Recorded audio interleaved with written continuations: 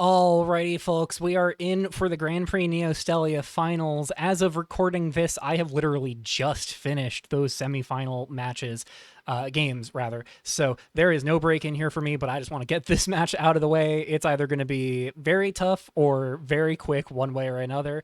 Have a funny feeling if it's quick, it's not going to be in my favor, but we'll have to see how it plays out.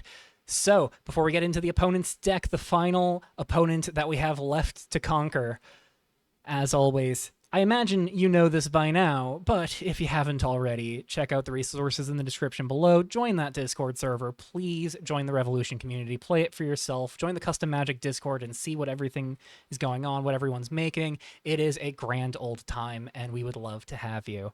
So, CFT Sock, if I understand correctly, has some serious competitive pedigree behind them. I believe they are a Pro Tour competitor, so that is going to really test my skill here as a pilot of this control deck, but certainly we have had to really get some experience here. But we've had to get experience against very slow decks for the most part. The fastest deck we've had to fight was Big Boros, which certainly presented some very immediate sudden lethals, but was not a deck that rushed us down by any measure, and Blue-Red Prowess certainly can do so.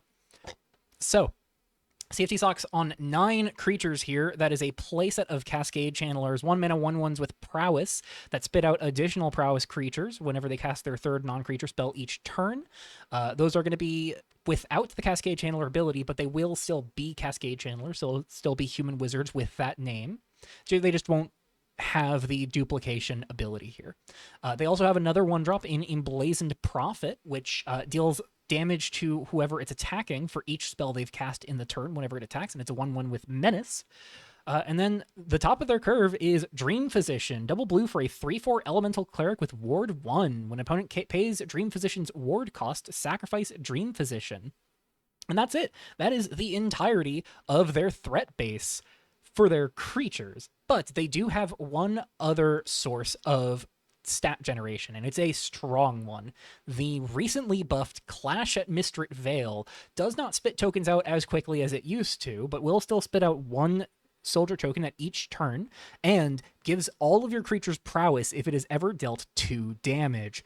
The big problem we have right now, there's very little in the way of good battle removal, so we are going to really have to be intentional for when we try to act on what the opponent has available to them. Really have to make sure that they cannot get Clash at Mistrit Vale on the board, if at all possible. They play a good amount of shocks to damage this, and it's going to really help them out.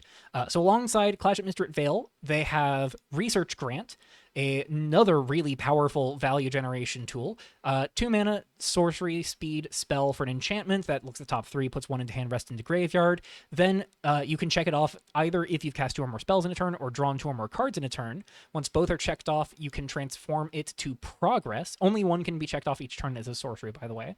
Flip it over to Progress, a legendary enchantment that lets you pay a spell's cost when casting a spell to double up that spell once per turn. So it can certainly allow them to spiral out of control as well. This is all backed up with a lot of card selection and interactions. They've got a playset of Discerns, 1-mana instant to draw a card with flashback for 2 and a blue. They've got a playset of Stargazing, certainly identify that this is a really powerful spell for them as well. 3 copies of Realm Reap. They can pay 2 and a red, exile top 3 cards of their library, and play them until the end of their next turn. And they can sack a land to get an additional land drop. As well as a playset of Shocks, which can mostly just damage Clash at Mistrit Vale in this matchup, I think. Certainly not a bad card by any means. Kills an Iviana in response to, or like after she's down-ticked. They've got 1 copy of Forced Ejection to bounce something on the board. And if they've cast another instant or sorcery, it cantrips.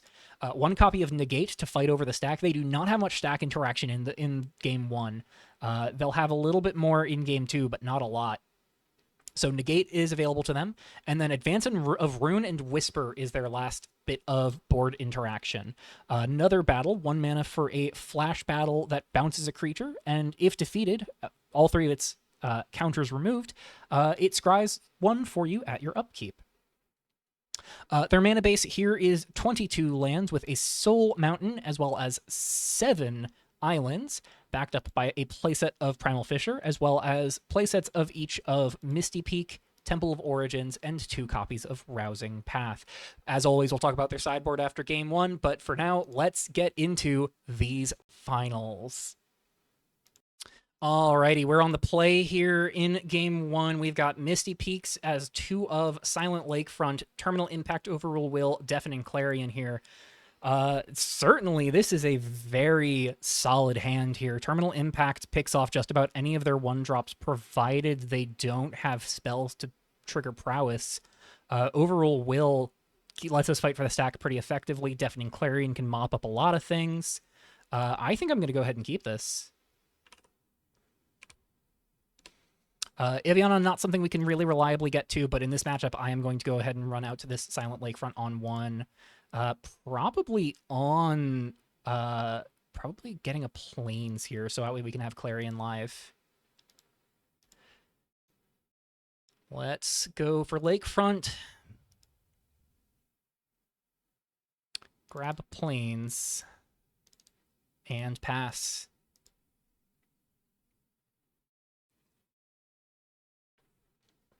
Rousing Path as their first land, and they're going to do nothing else. They'll go ahead and draw a 3, become 1. Interesting consideration here. There's things we could potentially fight over. I'm going to go ahead and not worry about that. So the thing that I might want to fight over is if they go for Dream Physician on 2 here. I think as much as this is a matchup where they could absolutely brutalize me, I do want to go ahead and make my make my second land drop untapped here, which is part of why we lead on the Silent Lakefront, so we can represent 2 mana on turn 2 without having just Misty Peaks in play. So this represents a broader variety of spells. Because main deck we have no copies of Thistral Charm, certainly a card we're going to love having post-board here. They are thinking over their choices. So, Deafening Clarion, thing we can look to lean on a little more heavily. I think as much as I have valued milling the opponent with Overrule Will, in this matchup, Discern in particular is not something I am keen on getting online for them. They go ahead and play Primal Fissure, crack it, get an island. That looks like a Dream Physician. Dream Physician inbound. I'm going to go ahead and Overrule Will that. Do I? Do I care?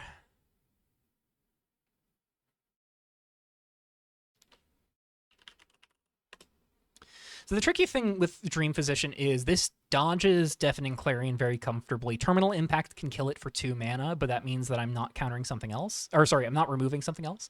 And importantly, Terminal Impact has to cost 2 mana to counter it because we do need to pay the ward cost.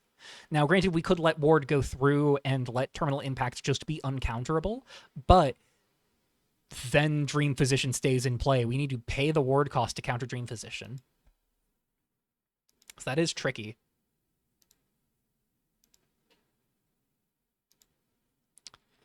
I think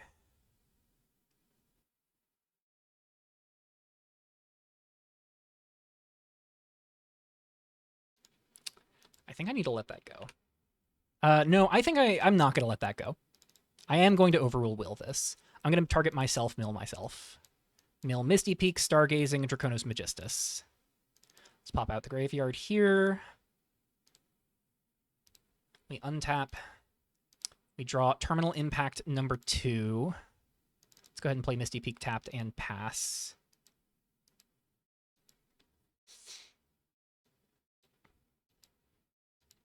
Not great that we're not finding our 4th land here.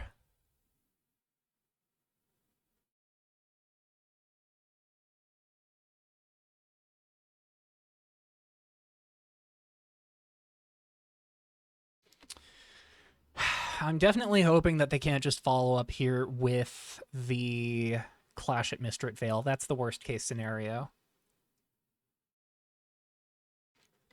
But I do think letting Dream Physician resolve is a disaster in its own way, just because it is so much of a pain here.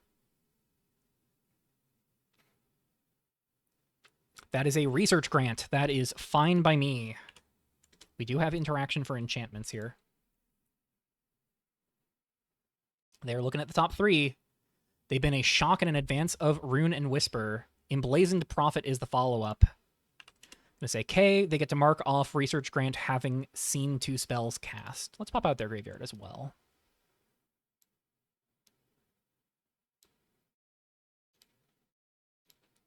We untap. We draw Fateful Ascent. Don't love missing the land drop. So we kept 3 lands. We milled Misty Peak off of the Overrule Will. What order did we mill those? We milled Stargazing, then Misty Peak, then Overrule Will. If we had access to Stargazing here, we could Stargazing, pitch the 3, become 1, draw the Misty Peak, play Misty Peak, and yeah, I think we'd be in a better spot.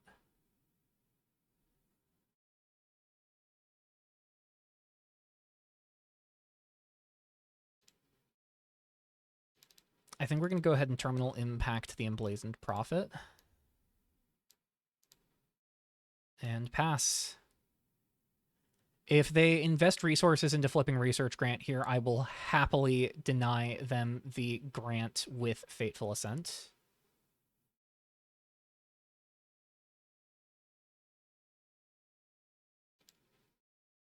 Because Grant with Stargazing is very good. Dream Physician number 2. So go ahead and say K to that. Temple of Origins. We untap. We draw. Oy, not what we want to see here.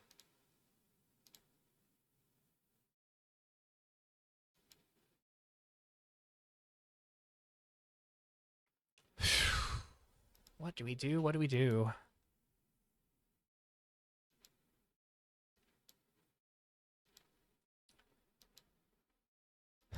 I think it's going to be Fateful Ascent removing the Dream Physician. And we'll pay the ward cost, which means that it just sacrifices and fizzles Fateful Ascent. But doing so means that we cannot interact with Research Grant. And the grant is very powerful in its own right.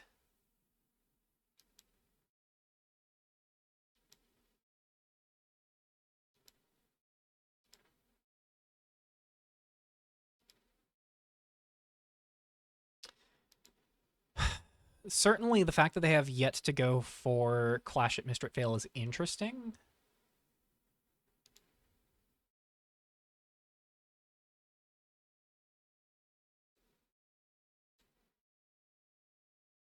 I'm going to Fateful Ascent on their turn. But yeah, missing land drops in game 1, not a great place to be.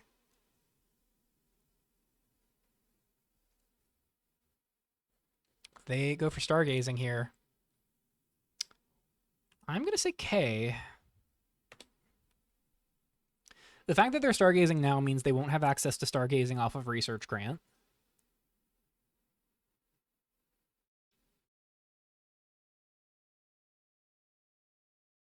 They keep on top.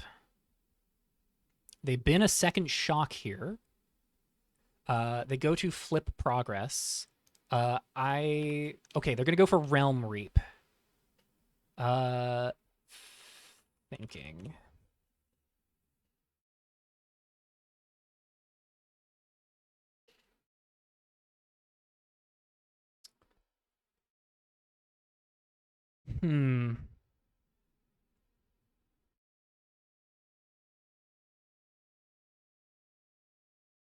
Yeah, not being able to stop Realm Reap here is really awkward.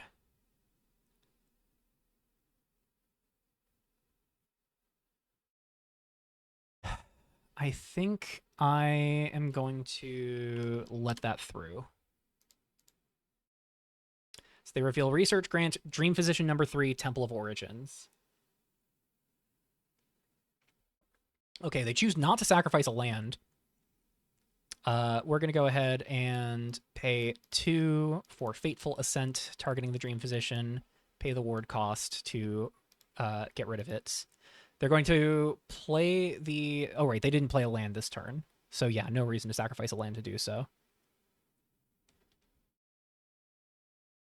They have Stargazing and 2 Unknowns in hand. They have a second Research Grant and Dream Physician here. A third Dream Physician. Like to hit my land drops. Nope. Goodness gracious. Not where I want to be here.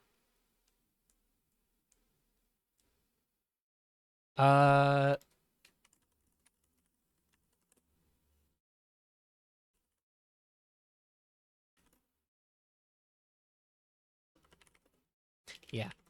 Sacks to ward cost being paid. That's very important.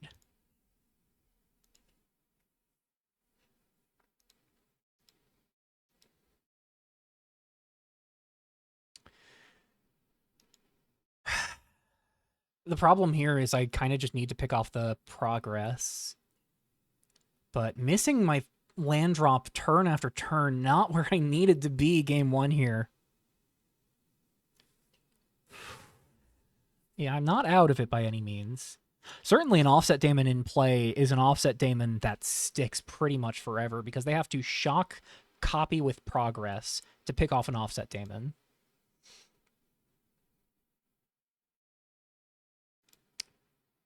This is just a rough spot to be in, though. I think I need to pick off the progress while they are tapped out.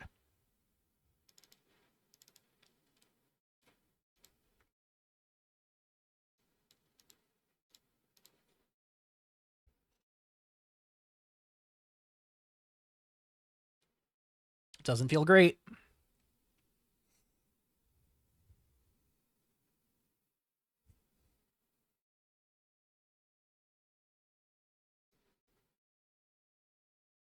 We go ahead and play Research Grant number 2 here.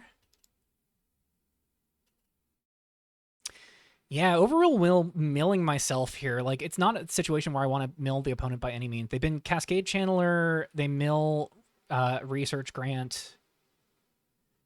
They cast the Dream Physician, they hit a land drop.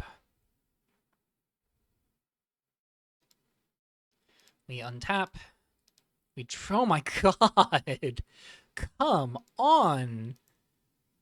The one mercy here is the opponent has not been able to apply pressure. So we are buying time, but like opponents on 22 lands, they have 6 in play plus 1 in graveyard. We've got 2 in graveyard, mind you, but we've got 25 lands. They are 7 cards deeper into their library than we are, though. So I suppose this isn't too surprising. I do believe I can pay the Terminal Impact ward cost here. Rather, because it's ward trigger goes on the stack, I may pay. If I don't, it counters Terminal Impact, and if it counters Terminal Impact, impact just can't be countered.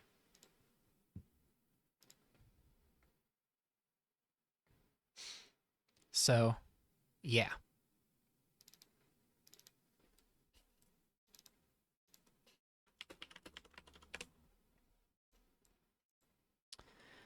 Two mana Terminal Impact, kill a 4 toughness creature. They crack the chart, go find their 7th land. They pass a Shock, a Cascade Channeler. Happy to see them pass Clash at Mistrit Vale. They get a Misty Peak. But yeah, they're so ahead of us on mana. Goodness gracious. 3 Dream Physicians down, though. Those are the things that dodge Deafening Clarion. They got a Stargazing to lead here. They know they're in the clear.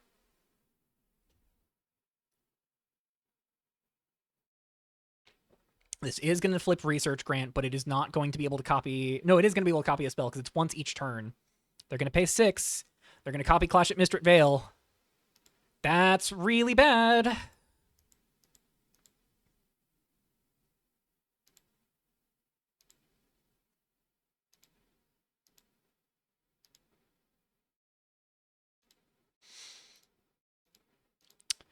Come on! This draw is just ridiculous here. I mean, I do have to recognize that for as much as this is frustrating, like, we've had some spectacular luck through our run up to this point. This is just such an unfortunate way to kick off game 1 of the finals. So if they have a shock in hand, they can shock both Clash at Mistrit Vales. Then they have 5 mana to spare.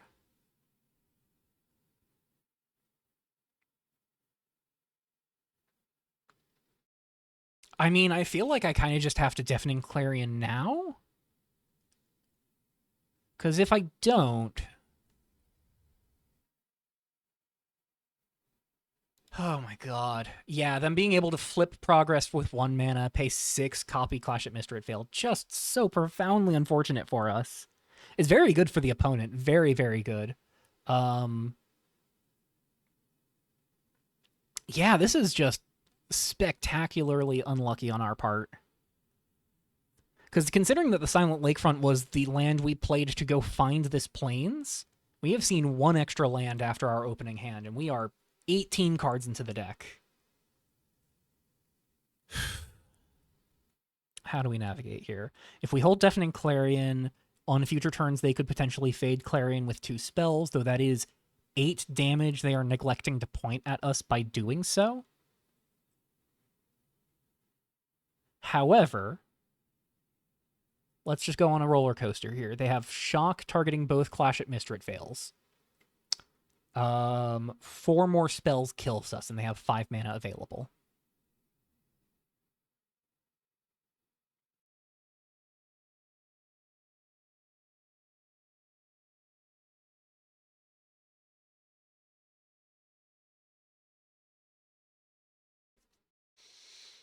I think I do Clarion here.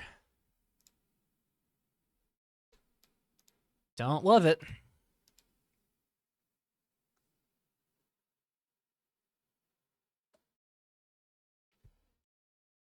Five mana. Oh no, they're gonna get another 2 Clash at Mistrit Vales.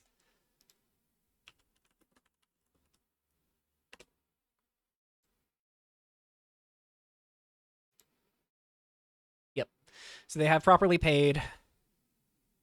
Yeah, this is they shock in Misty Peak. So they have mana available for double shock. They make 4 soldiers. We untap. We draw another Clarion. That buys us a turn, but I do not think it particularly matters.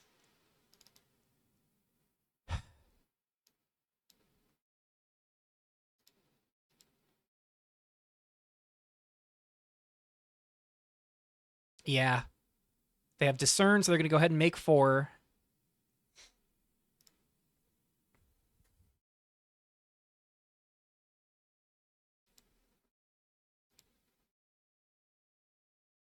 And now they can lead on Shock Copy, trigger damage 2 Clash at Mistrit Vales.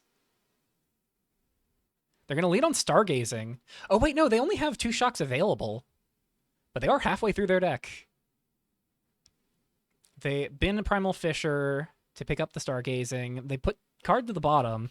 But yeah, no, we are just in a spectacularly rough spot here. We're going to have to win both post-board games here because I am almost 100% certain this is not a situation I come back from. Maybe it was just right to mill them. Realm Reap. They exile Misty Peak. They exile Advance of Rune and Whisper. They exile Negate.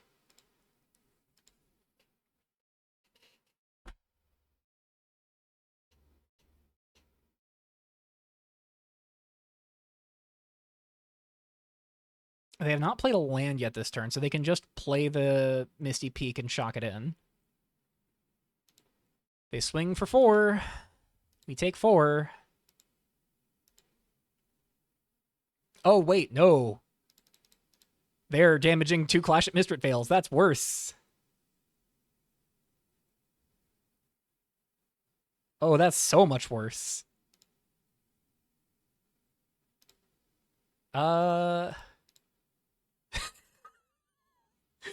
That's insult on top of the injury. Yeah, they've got 8 power. They need 2 spells to kill me. They've got 2 spells in exile, and Negate stops me from doing anything. Yeah. that is the nightmare scenario. That is exactly what we wanted to not have happen there. So Helia Lacespire is really good in this matchup, actually. So is Looming Psyhawk. Lacespire is really good. There's not a lot of graveyard things they do here. It's really just Discern, but it blocks all of their creatures. It, like, struggles to block Emblazoned Prophet, but, like, it does still block everything on their board. And removing their graveyard is still kind of relevant because of those Discerns. Otherwise, man, this is going to be a really tough post-board series. So their sideboard is 2 copies of Advance of Fire and Faith, 2 copies of Wildfang Cavalier, 2 copies of Collector's Item, 2 copies of Flutter, 2 copies of Saboteur's Immolation, 3 more Negates, and then 1 each of Frag and Realm Reap. I think they're not likely to board in extra copies of Realm Reap in this matchup, just given the fact that it is so likely that their draw value here gets denied by interaction. So they really want to go for leaner card selection if at all possible, I think. But I wouldn't be surprised to see them keep the Realm Reaps they have, and possibly I wouldn't be surprised for them to board it in. Flutter could be very interesting because the Hexproof Clause does negate some of my removal, and this is definitely a removal-heavy matchup. Otherwise, the real thing here is they're going to board in the 3 Negates for sure. This counters almost everything in my deck. They probably board in the 2 Wildfang Cavaliers. These really do just run over a lot of what we have going on. This is really difficult for us to properly fight. So, talking about the sideboard a little bit more.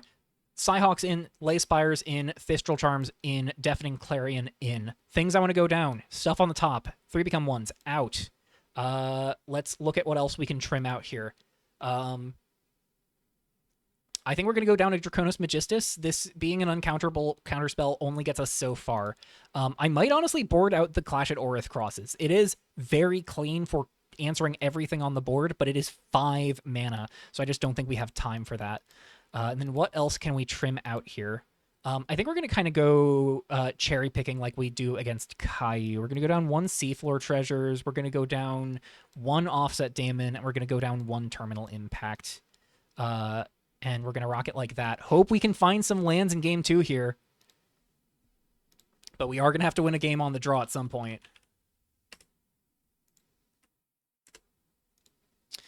That is a 4-lander, Terminal Impact, Deafening Clarion, Offset Daemon.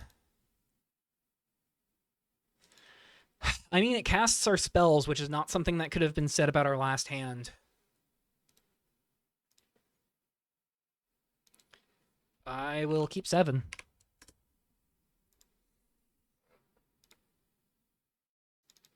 Misty Peak tapped and pass. They're going to go Primal Fisher, find an island. Do they have... They have a Cascade Channeler. I am going to be picking that off with Terminal Impact most likely.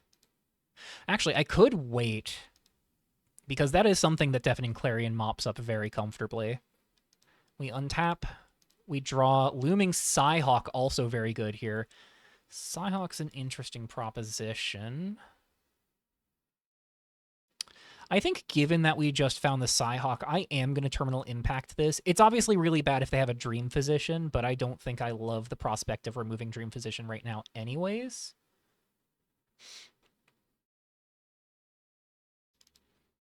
We're going to play Primal Fisher. Let's just go ahead and Timpact while we have a clean opportunity to do so. And pass. I'm just going to save the Fisher, I think. I will go through my turn. They have the Dream Physician.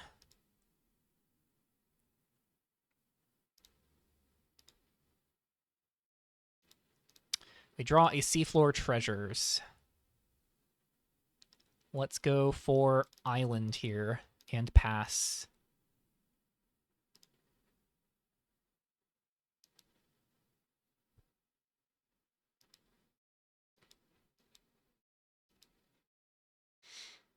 We take 3.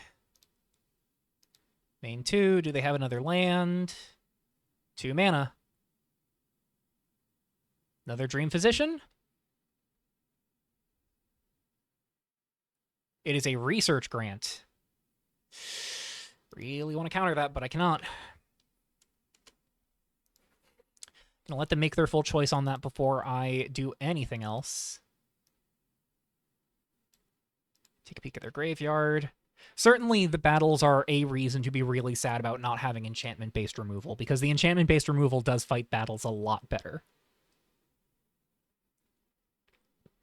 But instant speed removal just so clean. So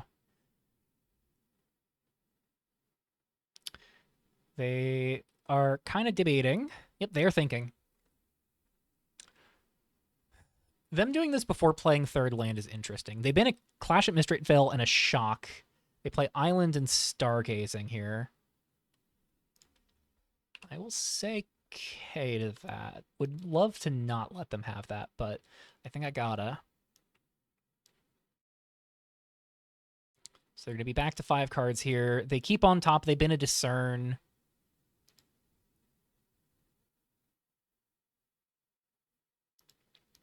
We're going to go ahead and crack Primal Fissure here. Go find a Plains.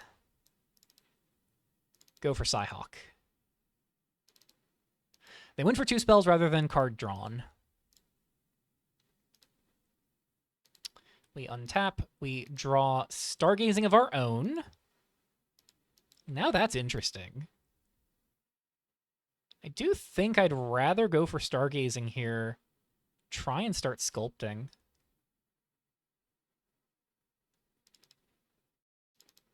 We are officially in the Stargazing race. Top card is a Thistral Charm. That doesn't really deal with Research Grant. It does deal with Dream Physician, I suppose.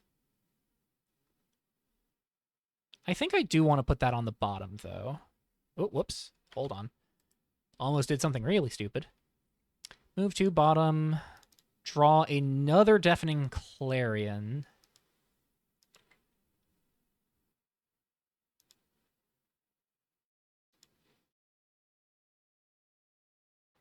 I think we're going to go ahead and bin a Clarion here. We're going to go play Island. Swing 2, gain 2. Pass on over. We've got Seafloor Treasures up here, representing other things as well. The opponent doesn't have to be too skittish, though. I'm going to say K.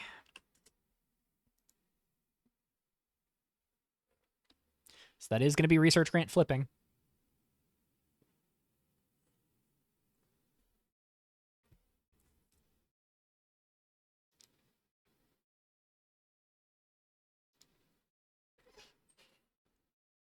The nice thing about Psyhawk is it does offset a lot of the damage that this Dream Physician is doing. Yep, they're thinking.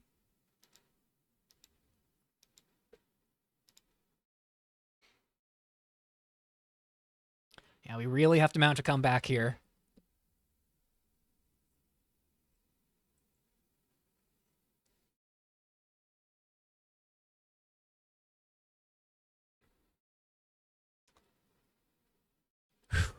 I am nervous about this. Certainly game 1 has put me a little bit on edge. You could kind of hear it in my voice in game 1. I was not having it with that particular sequence of draws. They chose to keep on top. That was something they were debating. They're going to bin a Realm Reap, pick up the Stargazing. They're not going to flip Research Grant immediately. They're going to bash for 3. They're going to play Primal Fissure. They do not flip the Research Grant. Okay. Do they fight over this? They say K immediately. Do think they have a negate up, though. Let's look at the top 2.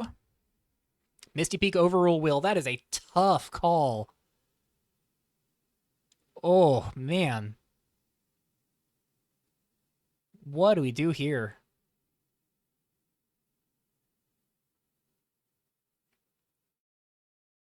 Because certainly I'd rather get the land. But Counterspell is valuable in this matchup. I think we got to bin the Overrule Will. Land drops are important. Let's pop out our graveyard. Starting to get to that point. Untap. We draw Iviana.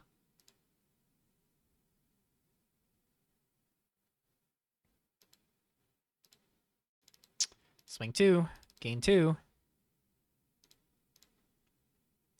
I do that before Stargazing, if only because I think I'm never playing Offset Daemon this turn.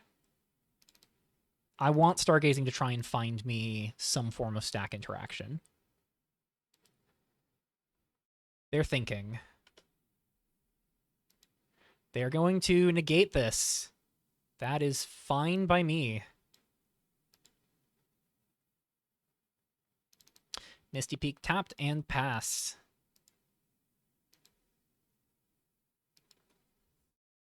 They draw without using Primal Fissure, so they value trying to find another land here. They're going to lead on Stargazing. I'm going to have to say K. I'm going to give a pause here before I send the K. Make him think I'm thinking it over. Certainly the negate there makes me think they have another negate backup for protecting their Stargazing at this point.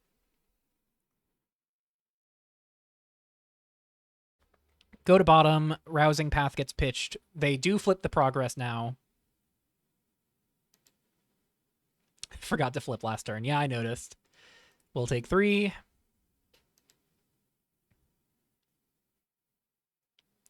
They shock in a Misty Peak and pass. Continuing to keep Primal Fissure uncracked.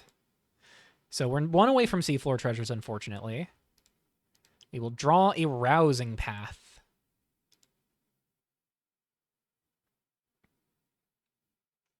What do they have to fight an Offset Daemon? Frag is really it. They could cast Shock, copy Shock.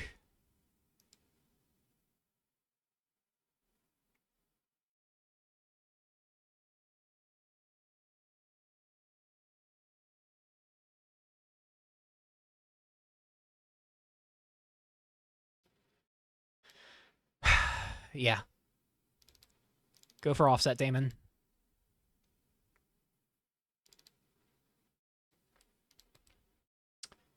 Create Overflow. Let's go ahead and make the subroutines. Slide these over here. I'm going to go ahead and put this into... I'm going to go ahead and put this into C.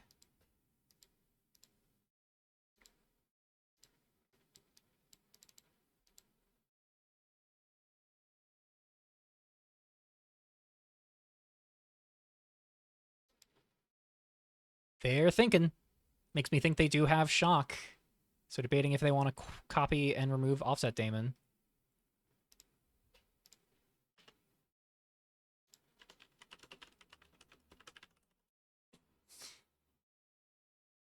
They have a rules question.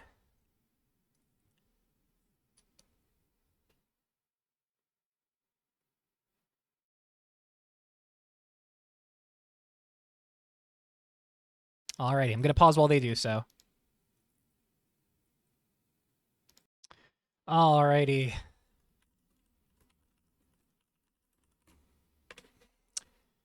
Yep.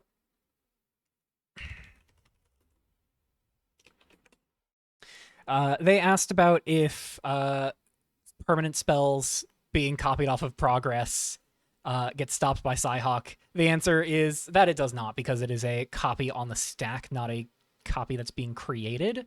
So yeah, they do have a check to both of my creatures here. They're going to set us back to nothing on board. 2 copies of Advance of Rune of Whisper here. That's pretty rough. Main 2, do not autopilot to end step. I'd like to play this Rousing Path tapped. And pass. So the nice thing here is that Deafening Clarion no longer sabotages us, but this is a bad spot to be in, because guess what time it is? It is 6 mana, double up a Clash at Mistrit Vale. That could be particularly bad. What do you know? This is so bad for us.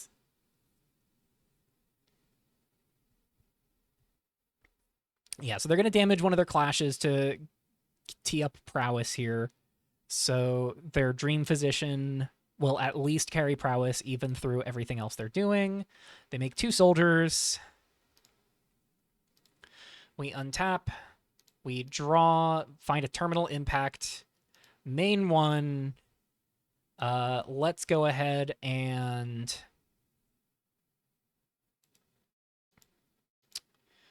Do I just terminal impact here and call it?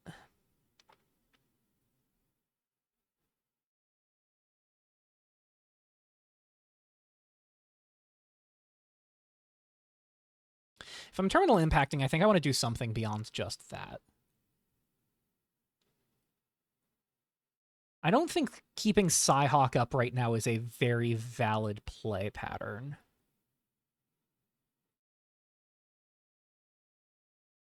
Here's what I'm going to do. So hold on. They're at 12. I have 6 mana.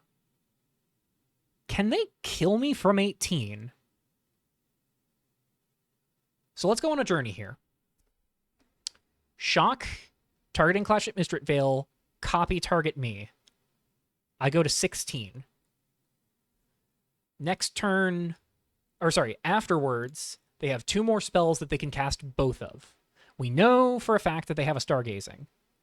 So let's say they have Stargazing, Shock, and like 2 more spells. Let's say they have 4 spells, all non-creature spells, so all trigger Clash at Mistrit Vale.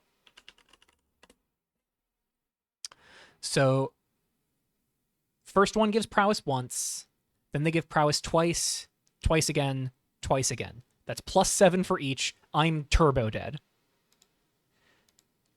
Yikes. The worst of that is I'm probably dead if that's the case, even if I pick off this Dream Physician. But see, the thing I'm thinking about is, can Offset Daemon put them to 9, survive a turn cycle, put them to 6, terminal impact kill?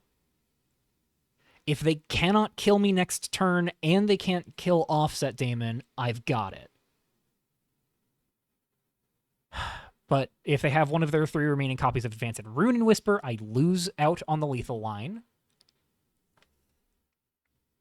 If they have the kill on me, obviously that sucks for me. So right now this is 5 damage. Becomes 8 off of their first spell. If it's a shock pointing at Clash at Mistrit Vale, then their next spell turns it to 14. And then 18. So they only need 3 spells, actually.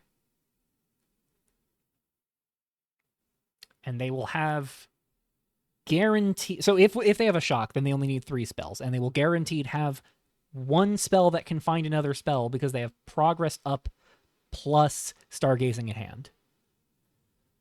I kind of just need to hope that they get profoundly unlucky, right? Like, there's really not much else available for me.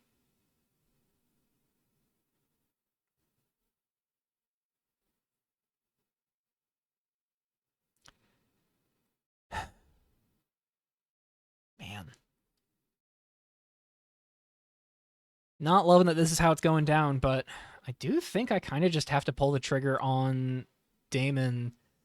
See if because if they try to set up a 2-turn lethal here, I've got it. The alternative is I just go Clarion. I can go Clarion Terminal Impact, don't pay the ward, because 1 damage kills the Dream Physician from there. But then what am I doing with my time? They've got double Clash at Mistrit Vale up. Playing the Terminal Impact puts me in a really awful spot in terms of how much progress I'm making.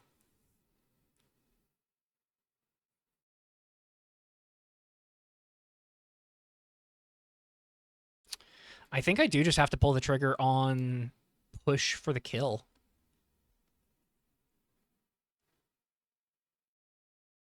I don't think I can afford to be patient here. Can I? No, I really can't. I'm like trying to find every possible excuse to just bide my time here. But but this is not a matchup where I have much time to spare. The alternative is I look at Offset Daemon plus Terminal Impact.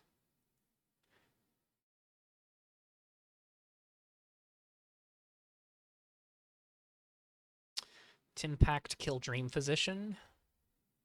Put them to 9, I go to 18. They have 2 soldiers.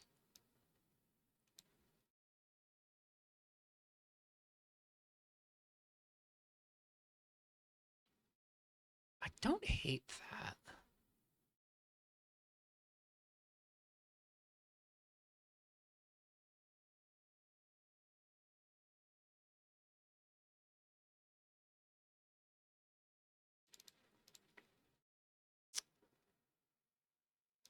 Let's go Offset Daemon.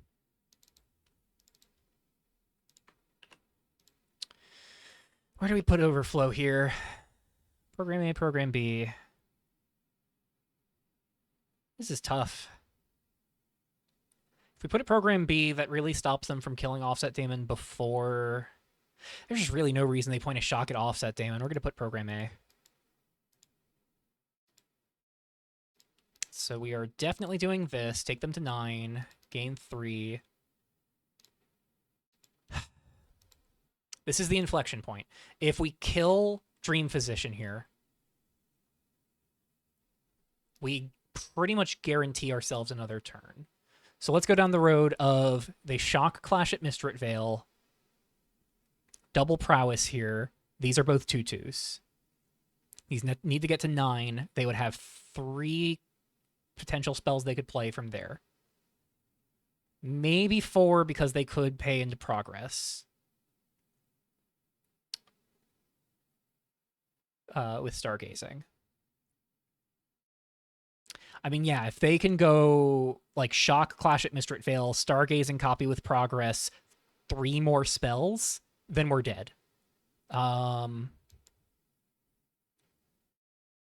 If not, we get to hold up Deafening Clarion plus Looming Psyhawk. It kills the Offset Daemon, but then we get Daemon in the graveyard for Overflow. Yeah, I don't think we can go for the lethal setup.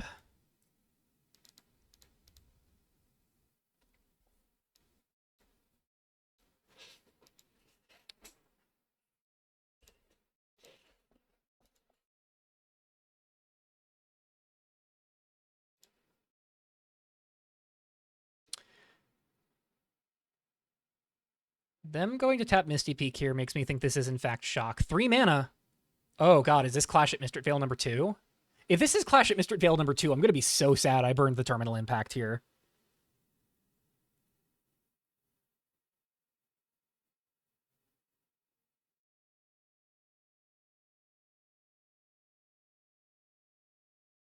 Realm Reap. All right, well, I think the lethal setup is gone. They look at Clash at Mistrit Vale, Rousing Path, Research Grant.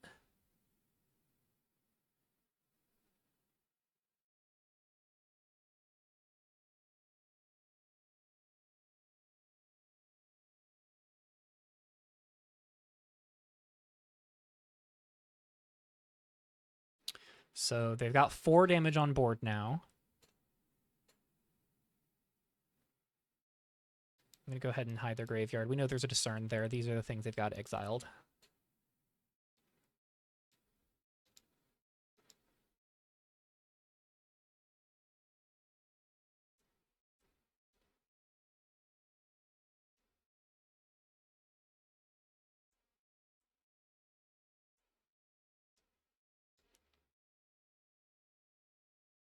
The one mercy here is we could feasibly go for Iviana, downtick into Deafening Clarion. That's not great. I want to be clear, that's not great. They say this was unwise. I love to hear that. Love to hear that. They have chosen not to sacrifice a land to Realm Reap. They swing 4. Looks like, oh, they're going to go ahead and defeat Clash at Mistrit Vale and then put their other at 2. Okay. So we take no damage, but now their spells cost 2 less. And they have double prowess. They pay 1 for the research grant.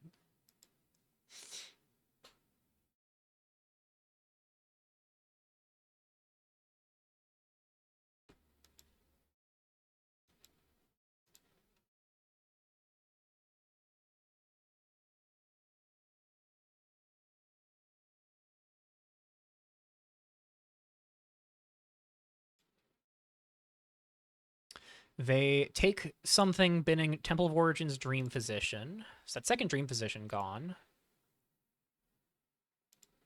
They play the Rousing Path. They mark 2 spells cast.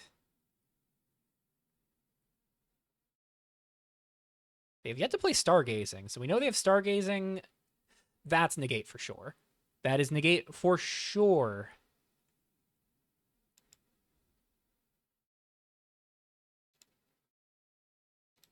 We untap, we draw another Offset Daemon. If we could discard this, that'd be great, but we cannot. So we go to program B.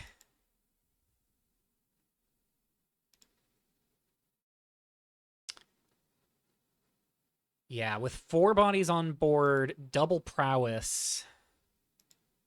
We go to 21. They need to cast 3 spells. That can be very feasible for them. But I don't think it's impossible for us to punch through. Man, we have just really gotten very little leg room here. I mean, yeah. We rumble in. Oh. Okay, they have an advance of Rune and Whisper. They have a Discern.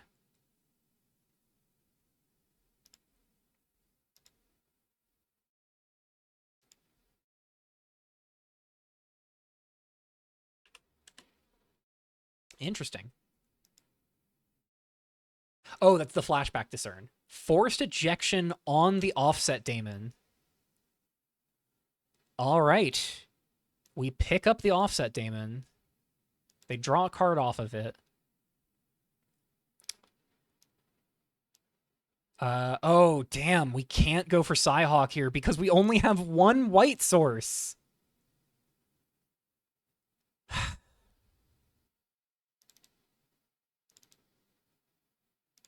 I think we're going to see Floor Treasure Sorcery Speed here. They're tapped out. This is the window.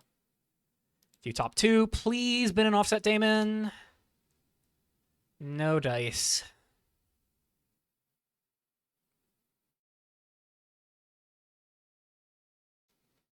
We will bin the Mountain, put Silent Lakefront into hand, play Silent Lakefront, go find our second Plains. Mana issues just are the bane of us this run. But we have a turn. No, we don't. No, we don't. Yep.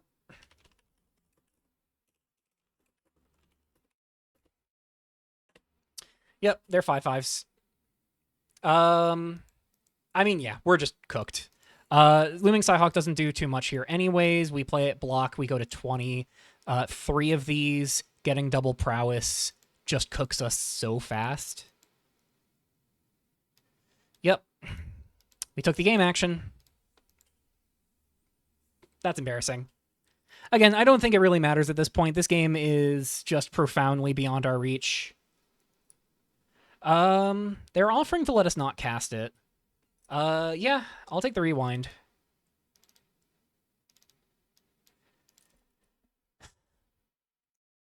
No other game actions, though.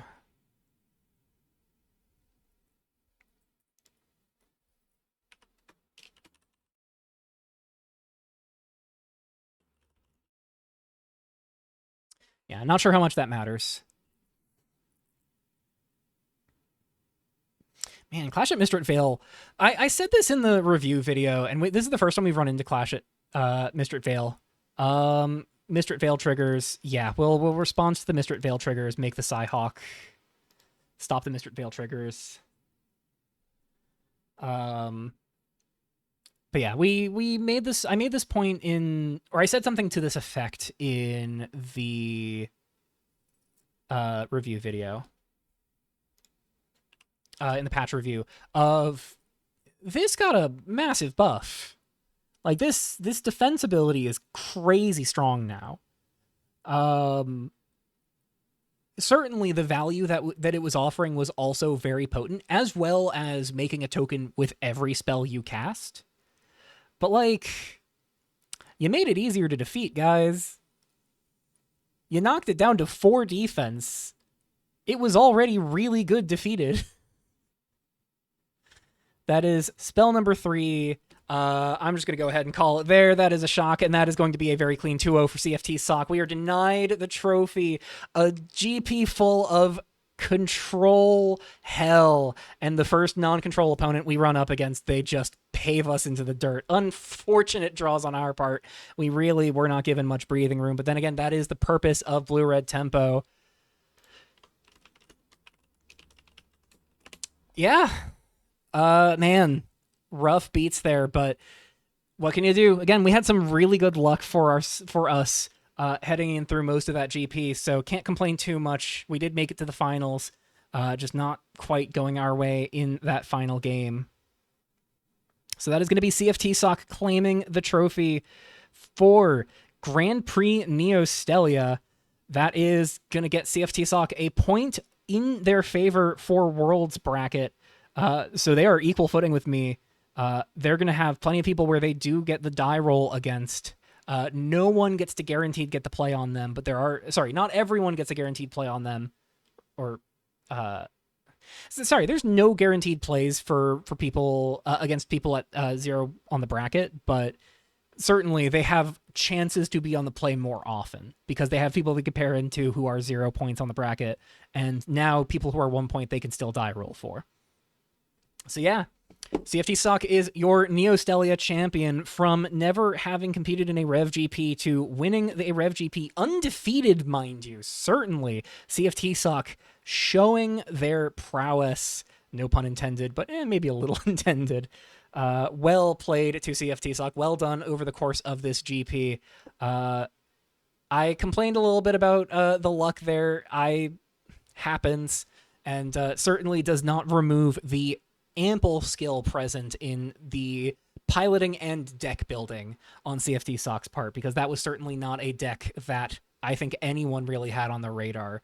So that is going to wrap us up for Grand Prix Neo Stehlia. Final thoughts inbound after this video, so stay tuned for those. Of course, I will have some final thoughts on the Dragon Control Shell and the month of Iviana Control. Normally, I would also have the final thoughts for how I feel about the season as a whole. I do think I'm not going to be covering my thoughts on the Solitaire season, because next month is going to be the Revolution World Championship. So we do have one more season of standard play in front of us, at least. In front of myself, I have it. So you all will get to follow one more standard tournament from my perspective, before I give my final thoughts on the Solitaire season as a total. So yeah. Thank you so much for joining me for this run. It has been a grind and a half, and sad it ended the way it did, but we made a good run of it.